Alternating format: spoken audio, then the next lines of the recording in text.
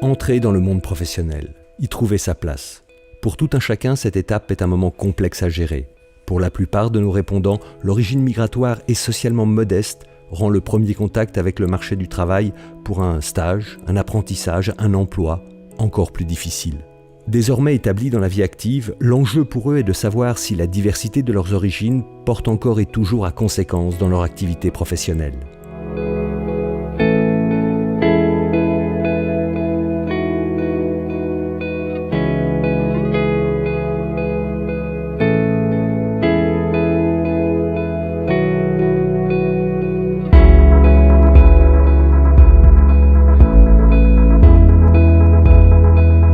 Maëlinda, institutrice dans un quartier très international, revendique haut et fort son identité albanaise. Moi, je suis vraiment albanaise.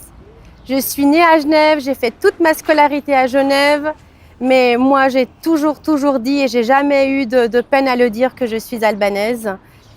Née et grandie en Suisse, mais j'ai quand même, des fois, on me dit que tu as quand même certaines habitudes suisses, mais au fond de moi, je suis très fière de dire que je suis albanaise. Et je n'hésite pas à le dire à mes élèves, à mes collègues et aux parents d'élèves. Reste la question de la réception dans le monde professionnel de l'affirmation de cette identité. Alors, la première année, j'avais dans la classe une petite albanaise, puisqu'en tout, sur 8 années, j'ai eu que 2 élèves.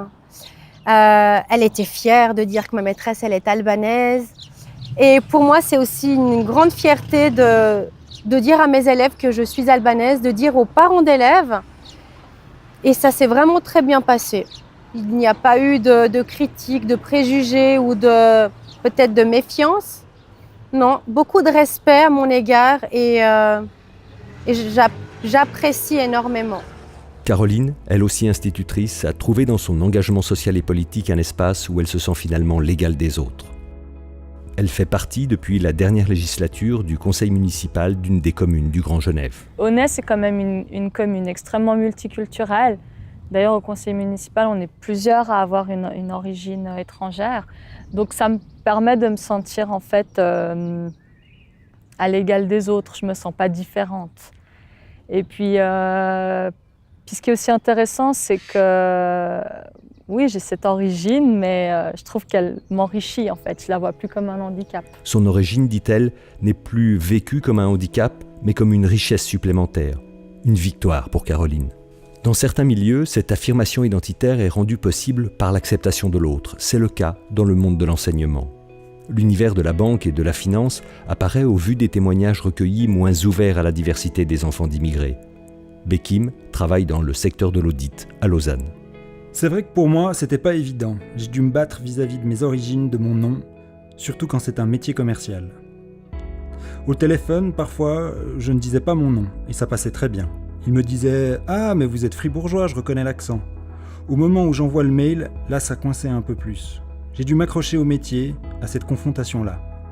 C'est toujours le nom, le problème. Son expérience rejoint celle de son collègue Granit, né comme lui de parents kosovars. On a tout de suite un regard différent qui se pose sur nous. Et on doit indirectement, stratégiquement toucher un autre point faible pour pouvoir être aimé. On doit toucher un autre point sensible pour que ce soit plus fluide. Pour moi, c'était un mal pour un bien. Ça m'a aussi aidé à me forger plus vite. Quand on n'a pas de facilité, quand on doit travailler dur, quand on rencontre ce genre de problème, on est aussi fier de soi parce qu'on s'enrichit. Et on développe des compétences parce qu'on n'a pas le choix de les développer. On peut pas choisir la solution de facilité. Mais aujourd'hui, je me trouve beaucoup plus performant et plus mature que d'autres de mon âge. Les parents d'Asma sont turcs. Elle a longtemps porté son nom comme un handicap.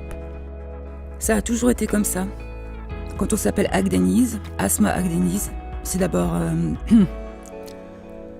J'ai dû faire mes preuves auprès des clients. Je devais être encore plus polie et courtoise.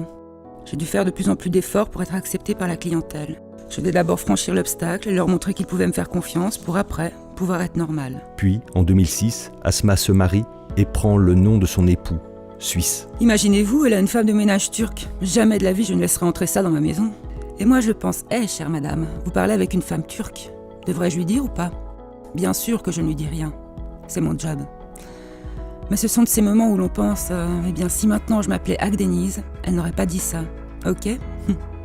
Pour Tuline, ce sont moins les clients que les collègues qui portent un regard parfois difficile à supporter sur ses origines.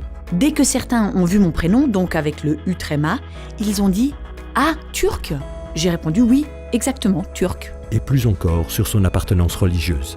Donc musulmane, mais quel genre de musulmane ? Pendant la votation sur les minarets, j'ai remarqué que les gens me questionnaient. Ils ne me demandent pas directement, mais ils s'interrogeaient. « Oui, mais elle, c'est une bonne ou une mauvaise musulmane ?» Et en faisant comme s'ils me testaient. « Mais tu bois de l'alcool ou pas ? Ou qu'en est-il du foulard ? » Je dois prouver encore plus que j'ai ma place ici, que je suis comme vous tous, pas différente à cause de ça. Lorsque le regard des collègues et des clients devient lourd, ils se tournent, si possible, vers des entreprises orientées à l'international. Là, ils ne subissent pas la méfiance et peuvent s'affirmer en tant que professionnels. Dans la banque où je travaille actuellement, une entreprise internationale, il y a très peu de Suisses. Il y a des gens du monde entier. Donc la question des étrangers est inexistante. Le sujet des étrangers ou le sujet de l'immigration ou le sujet de l'isolement n'a aucune importance. Parce qu'ils sont déjà étrangers et qu'ils sont déjà à l'étranger et qu'ils travaillent pour une entreprise étrangère.